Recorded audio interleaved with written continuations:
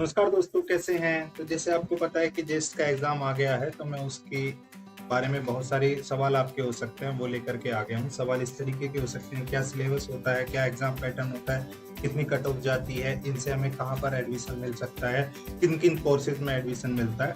तो वो सब आप कर लेकर आ रहा हूँ। जैसे आप पहली चीज़ आपको पता चल जानी चाहिए कि हमारा जो एग्ज़ाम होने वाला है वो 25 जुलाई 2021 को सुबह 10 बजे होने वाला है। आप लोगों ने अगर फॉर्म भरा है तो पहली चीज़ होती है कि ये कोर्स क्या-क्या ऑफ़र करता है। तो कोर्स की अगर हम बात करें तो इससे पीएचडी होती है फिजिक्स में, न्यूरोसाइंस में, कंप्यूटर बायोलॉजी में और इंटीग्रेटेड पीएचडी मिलती है, एमएससी और पीएचडी, एमटेक और पीएचडी भी मिलता है और एमएससी प्रोग्राम भी होता है एचआरआई, मतलब ये इंस्टीट्यूट है अलग-अलग।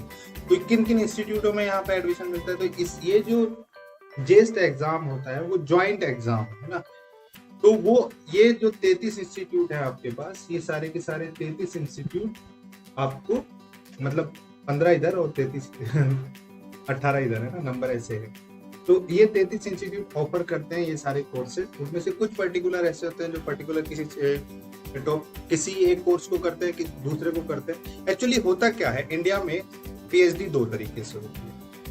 दो का मतलब दो कैटेगरी में, एक वो है जो यूनिवर्सिटीज में होती है, कॉलेजेस में होती है, और एकेडमिक इंस्टीट्यूशन जैसे आईआईटीज को आ जाते हैं। इसके अलावा दूसरी होती है रिसर्च लेबोरेटरीज में और रिसर्च सेंटर में।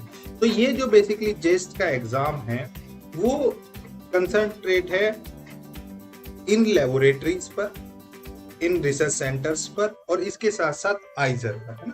तो आइजर आपको पता ही है, जैसे गवर्नमेंट ने ये साइंस एंड इंजीनियरिंग रिसर्च के लिए इंस्टीट्यूट खोले थे, तो वहां पर भी इंटीग्रेटेड एमएससी और वो इंटीग्रेटेड पीएचडी और पीएचडी के लिए जेस्ट के थ्रू आप जा सकते हैं। बाकी जो कहिए कि जितने भी फेमस इंस्टीट्यूट के आपने नाम सुने होंगे इंडिया में रिसर्च के लिए, वो सब इसमें हैं। तो ये एक बहुत अच्छा एग्जाम है जो आपको, अगर रिसर्च में आप अपना करियर बना, देखिए ध्यान दीजिएगा, रिसर्च में अगर आप अपना करियर बनाना चाहते हैं तो वहां के लिए आपको एक बहुत अच्छा एग्जाम है। आपको बहुत अच्छे इंस्टीट्यूट्स में एंट्री मिल जाएगी। और जितना मेरा पीएचडी का एक्सपीरियंस है, आफ्टर पीएचडी और ड्यूरिंग पीएचडी, मैंने ये देखा है कि आप पीएचडी में आपका इंस्टीट्यूट बहुत मैटर करता है, बहुत ज्यादा मैटर करता है कि आपने पीएचडी कहाँ से की है आपके करियर के लिए। तो बाकी आपका सवाल हो सकता है इसका फिजिक्स का सिलेबस क्या है। फिजिक्स का सिलेबस इसका जो है वो 6 यूनिट ही है बेसिकली। क्यों? क्योंकि ये इंटीग्रेटेड पीएचडी ऑफर करता है। तो बीएससी इंस्टीट्यूट, जो बीएससी कैंडिडेट है वो भी इसमें अप्लाई करते हैं। तो इसमें केवल 6 यूनिट्स रखी गई हैं। सिलेबस भी रिलेटिवली उनसे कम है। अगर हम एग्जाम पैटर्न कट ऑफ की बात करें तो अगर 2020 की कट ऑफ हम देखें तो आप देख सकते हैं कि 32 नंबर गई थी पीएचडी के लिए और 26 नंबर गई थी एमएससी के लिए। तो 7,263 लोगों ने ये एग्जाम दिया था और उनमें से 705 लोग पीएचडी के लिए क्वालिफाई हुए। अब एक्चुअली यहाँ पर इतनी जाती है इसकी 35, 32, मेरे टाइम पे 32.67 इस टाइप से गई थी।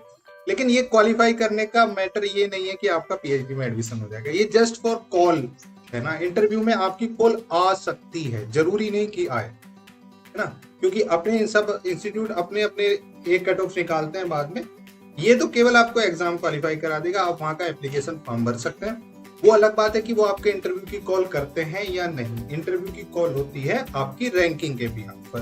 तो जितना ऑन एवरेज देखा गया है कि अगर आप 40 अराउंड मार्क्स ले आते हैं तो आप जिस इंस्टीट्यूट में चाहें, मतलब एक दो एक्सेप्शनल हो सकते हैं, लेकिन मोस्टली इंस्टीट्यूट में आपको आपकी चॉइस की ब्रांच और चीजें मिल जाती हैं। तो कोशिश कीजिएगा कि आप 40 मार्क्स तक अप्रोच कर सके। अब अगली चीज क्या है कि एग्जाम का पैटर्न क्या होता है। देखिए इसके एग्जाम पैटर्न में भी 3 पार्ट्स रखे गए हैं नेट और गेट की तरह। लेकिन इसमें क्या है, वहां पर जनरल स्टडी और जनरल एप्टीट्यूड जैसा कुछ होता है, जनरल एप्टीट्यूड, लेकिन यहाँ पर ऐसा नहीं है। यहाँ पर कोर आपका सब्जेक्ट पूछा जाता है फिजिक्स। 3 सेक्शन है A B C. A section में 15 मल्टीपल चॉइस क्वेश्चन मिलेंगे, 3 मार्क्स का एक होगा, गलत आंसर पर 1 नंबर कट जाएगा। बी में आपके जैसे गेट में न्यूमेरिकल आंसर लिखने के लिए आते हैं, ऐसे ही यहाँ पर आते हैं। इसमें आपको जो एमआर शीट दी होगी बबल्स में उसको भरना है, 3 मार्क्स का होगा, कोई पेनल्टी आपको नहीं लगेगी।